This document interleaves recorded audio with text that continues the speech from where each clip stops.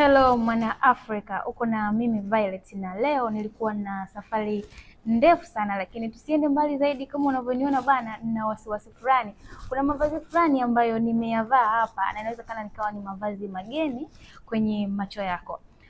Leo nimekutana na kiongozi mkubwa sana ambaye anafahamika na anajulikana na watu wengi sana, na katika kufika bwana kwenye himaya yake kuna masharti fulani alinipa kwamba ili uweze kukaa na kuzungumza naye kuna mavazi rasmi ambayo unatakiwa kuyavaa. Ni mavazi ambayo kama unavyoona mimi nimevaa mavazi, lakini kuna namna fulani yananipa hofu kutokana na jinsi ambavyo wao wamevaa. Pia kuna misalaba fulani ambayo mimi ninaiona kwangu inanitilia mashaka sana kutokana na huko nje jinsi ambavyo inatafsiriwa. Hasa kwa jinsi ambavyo naona huko nje wanaizungumzia, hii ni kweli au kuna ukweli zaidi ambao tunaujua? Je, huko nje ni uongo na huko ndani kuna ukweli? Ukweli ni upi? Hatujui ukweli ni upi, lakini tupo hapa kutaka kujua mtu huyu ni nani, na je, kitu gani ambacho kimenileta hapa mimi, na ujasiri kiasi gani wa kutoka huko nilikotoka mpaka kumfuata mtu huyu. Sio kitu cha kawaida, ni mtu ambaye watu wengi wanamtafuta na wanaangaika kukutana naye, lakini hawajakutana na mtu huyu, na mimi ni miongoni mwa watu ambao wamepata nafasi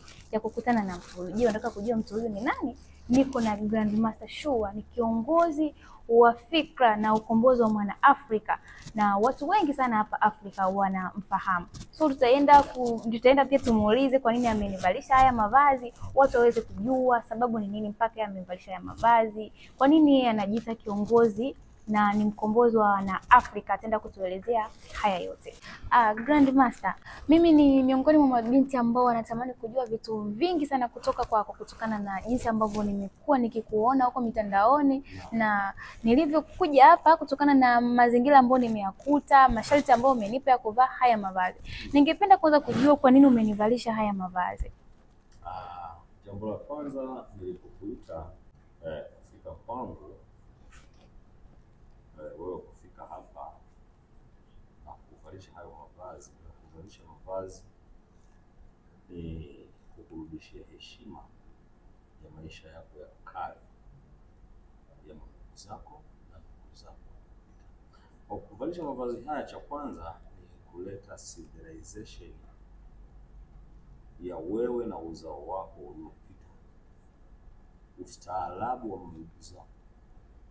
Ukiangalia msalaba huu na mavazi haya ni mavazi ya kawaida, lakini hata ulipoingia ulikuwa na hofu sana ya kuyavaa. Baada ya kuona huo msalaba uliovaa ni msalaba wenye duara, na hii nguo uliovaa ina msalaba hapa wa duara, lakini hii ni kukaribisha kwenye ukoo wetu. Mavazi haya ni mavazi ambayo kama nikiangalia kwenye hii nembo hapa na huu msalaba ambao nimeuvaa, ni mavazi ambayo yanaonyesha kama kuna imani fulani, na hizo imani zinaonekana kama ni imani za kishirikina, kwamba haya mavazi wanayatumia kama watu ambao wanajulikana kwa jina la Freemason. Freemason ni watu ambao wanajulikana kwa muda mrefu sana na wamekuwa wakizungumziwa kwa namna tofauti tofauti kwenye harakati mbaya, na kwamba haya ni mavazi ambayo inaleta ishara fulani. Kuna watu wanatoa kafara, yaani ni kiujumla ni kwamba kuna ukakasi sana kuhusu hii nembo ambayo inaonekana hapa. Tumehusishwa na imani hizi kwa muda mrefu, lakini mambo haya si haya mambo yametuhusisha kwa zaidi ya miongo, miaka na mikaka pamoja. Freemason, sasa mimi si Freemason, lakini naweza kukufafanulia kuhusiana na imani ya Freemason. Mimi ni mjenzi huru wa maisha yako na mwenye imani ya kale ya Wakenneth, mababu zangu.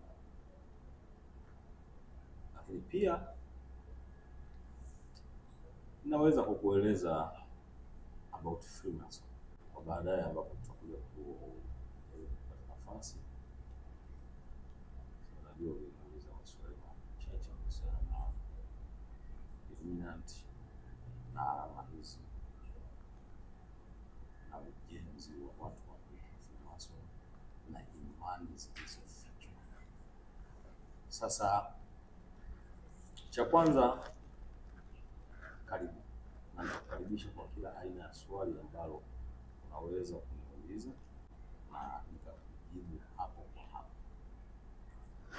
maswali ya kukutafsiria kuhusiana na imani nimeongea sana, nimeeleza sana, lakini nitahitaji maswali ya hapo kwa hapo.